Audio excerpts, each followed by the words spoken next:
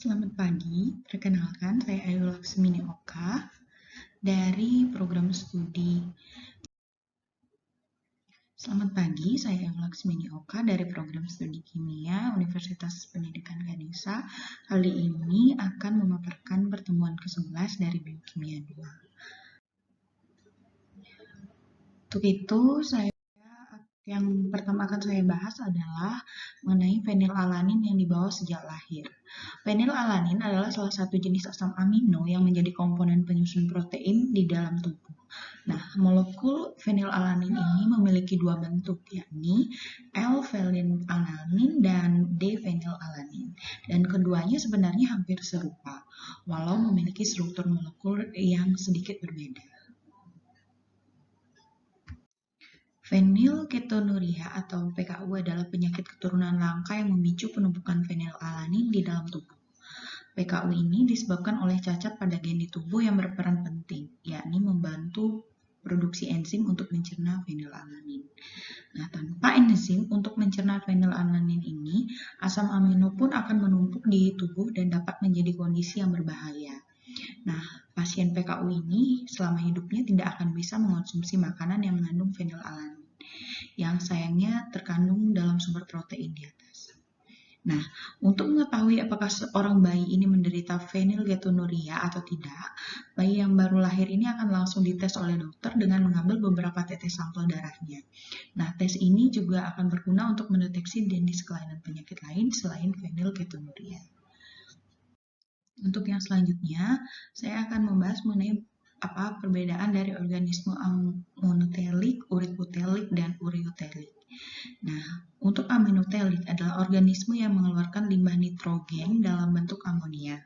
Sedangkan untuk organisme urikotelik adalah organisme yang mengeluarkan limbah nitrogen dalam bentuk asam urat. Sedangkan yang terakhir adalah uriutelik adalah organisme yang mengeluarkan limbah nitrogen dalam bentuk urea.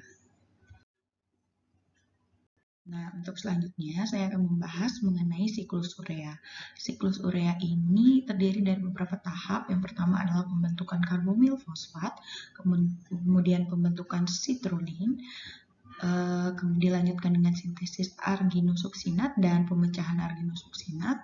Kemudian yang selanjutnya adalah pemecahan arginin menjadi ornitin dan urea. Kemudian terakhir bagaimana nasib urea itu sendiri. Dan yang pertama dalam siklus urea adalah pembentukan karbomil fosfat. Nah, untuk pembentukan karbomil fosfat oleh karbomil fosfat sintase dilakukan melalui pemecahan dua molekul ATP. Nah, amonia yang digabungkan dengan karbomil fosfat terutama disediakan melalui deaminasi oksidasi glutamat dehidrogenase mitokondria. Nah, pada akhirnya atom nitrogen yang berasal dari amonia ini menjadi salah satu nitrogen urea. Kemudian tahap selanjutnya adalah pembentukan sitrulin. Untuk pembentukan sitrulin, bagian karbomil fosfat akan ditransfer ke ornitin oleh enzim ornitin transkarbomilase atau OTC. Ketika kondisi fosfat berenergi tinggi dilepas sebagai fosfat anorganik. Nah, pada reaksinya yaitu sitrulin dibawa ke dalam sitosom. Dan selanjutnya adalah tahap sintesis arginosuksinat.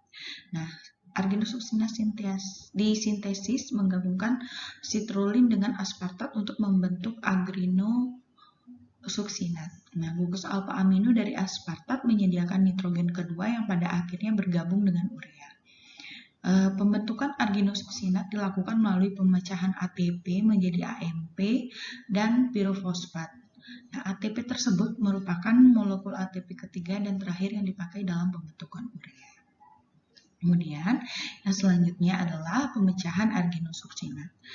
Arginosuksinat dipecah oleh arginosuksinat ligase untuk menghasilkan arginin dan fumarat. Nah, arginin yang dibentuk melalui reaksi ini berperan sebagai prekursor antar urea. Nah, fumarat yang dihasilkan dari siklus urea akan dihidrasi menjadi malat sehingga membentuk hubungan dengan beberapa jalur metabolisme. Nah, yang selanjutnya saya akan membahas tahap pemecahan arginin menjadi ornitin dan urea. Nah, arginase memecah kinin menjadi ornitin dan urea dan hanya terjadi di dalam hati. Jadi, sementara di jaringan lain seperti ginjal dapat mensintesis arginin melalui reaksi ini. Hanya hati yang dapat memecah arginin, dengan demikian akan mensintesis si urea tersebut. Kemudian, yang pada tahap terakhir, urea berdifusi dari hati dan diangkut melalui darah ke ginjal, yang akan difiltrasi dan diekskresikan ke dalam urin sebagai urea, berdifusi dari darah ke dalam usus dan dipecah menjadi CO2 dan NH3 oleh urease bakteri. Nah, amonia ini sebagian akan menghilang melalui feses dan sebagian lagi akan direabsorpsi kembali ke dalam darah. Nah, pada pasien gagal ginjal, kadar urea di dalam plasma meningkat sehingga meningkatkan pemindahan urea yang lebih besar dari darah ke dalam usus. Nah, kerja urease usus pada urea ini secara klinis penting menjadi sumber amonia sehingga berperan dalam hiperanemia yang sering ditemukan pada pasien.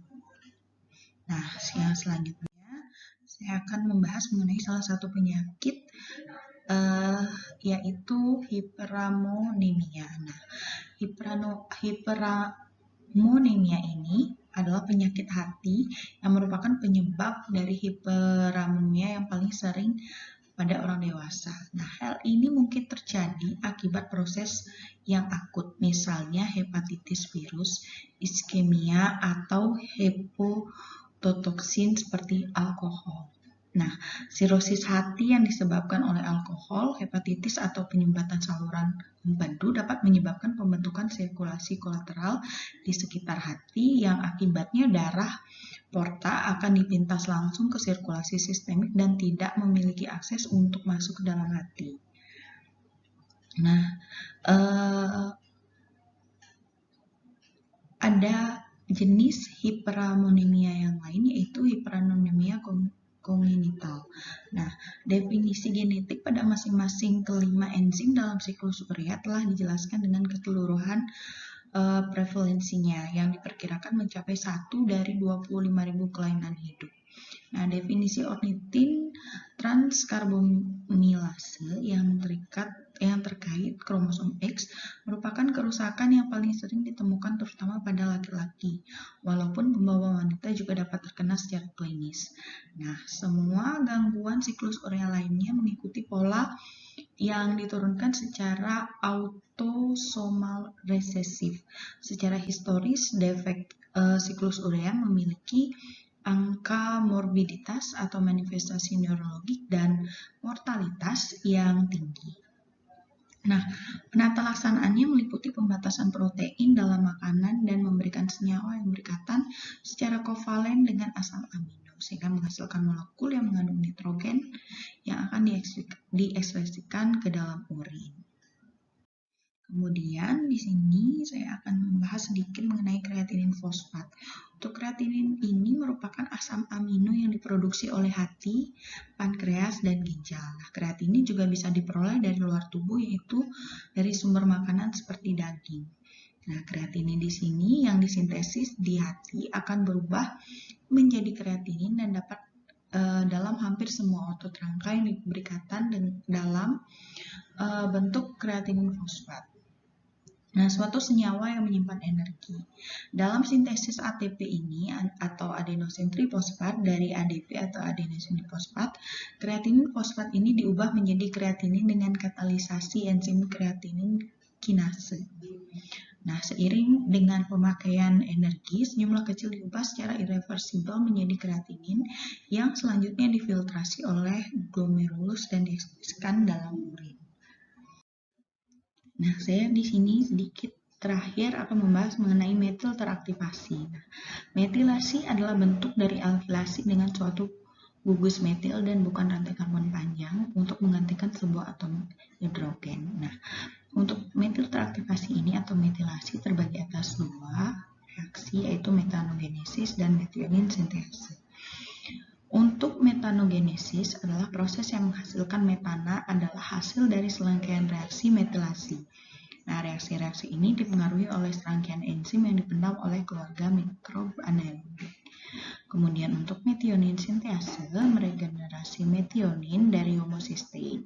Nah, reaksi ini yaitu mengubah 5-metil tetrahidrofolat menjadi tetrahidrofolat atau THF, seperti reaksi yang sudah saya tunjukkan pada slide ini. Baik, sekian yang dapat saya sampaikan, yang dapat saya bahas di pertemuan ke-11 ini pada mata kuliah Biokimia 2. Sekian dan terima kasih.